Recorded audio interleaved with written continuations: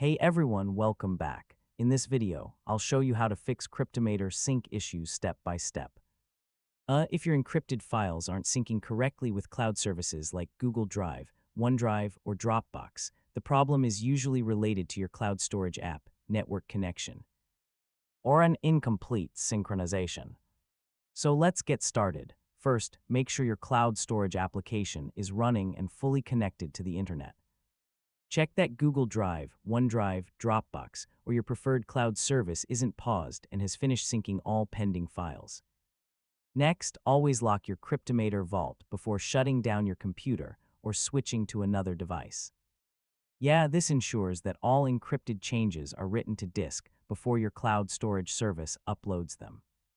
Now, wait until your cloud storage app shows that syncing is completely finished before opening the same vault on another computer.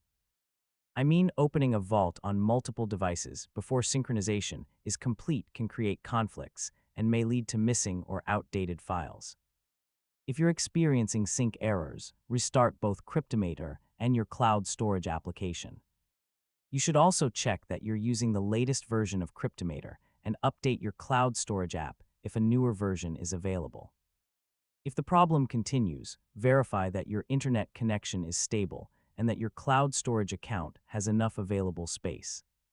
A full storage quota or interrupted connection can prevent encrypted files from syncing successfully.